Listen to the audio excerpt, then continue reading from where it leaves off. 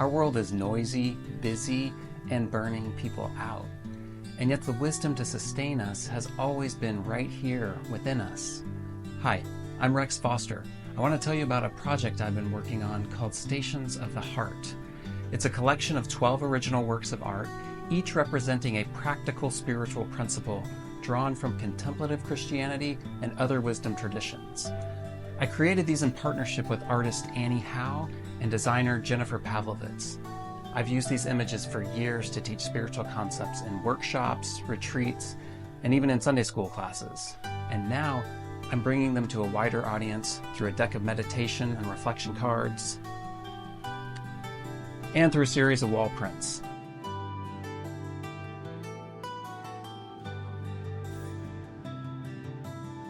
They can be used for personal reflection, group gatherings, or simply as art. This Kickstarter is how we'll get them into the world, and I want you to be a part of it. That's why I'm asking for your support in whatever way makes sense for you. The images represent concepts like presence, the idea that the present moment is the realm of all joy and possibility. Jesus called this the realm of God, and it's not far off in the future, but it's here, now, within us. Another image represents unity, the truth that we're deeply connected to one another and all of creation.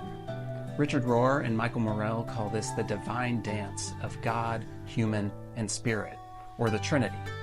A third example explores the rhythm between our inner and outer life, a reminder that we are multidimensional beings, and we must nurture our inner selves through stillness and self-reflection, and remain connected to our community and nature. Spirituality isn't abstract, it's deeply human. It shows up in laughter with friends, in silence while watching a sunset, or even in remembering to breathe while we're sitting in traffic. It's about presence, love, and honoring the divine in each of us.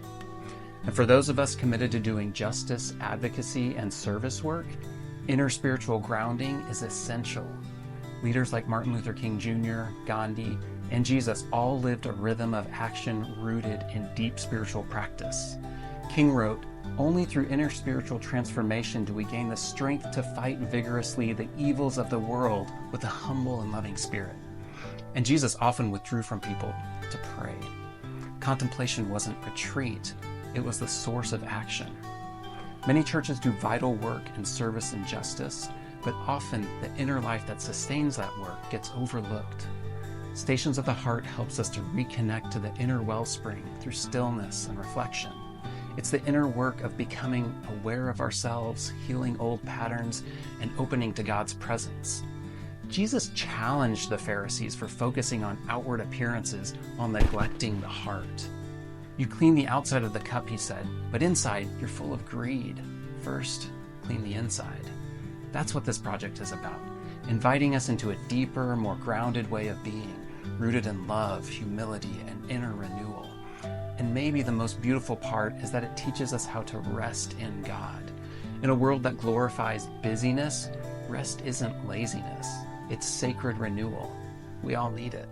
So whether you're drawn to the card deck, the wall art, or if you want to bring a workshop to your church or community, I'm so grateful you're here. Thank you for supporting this project and for helping us bring Stations of the Heart into the world.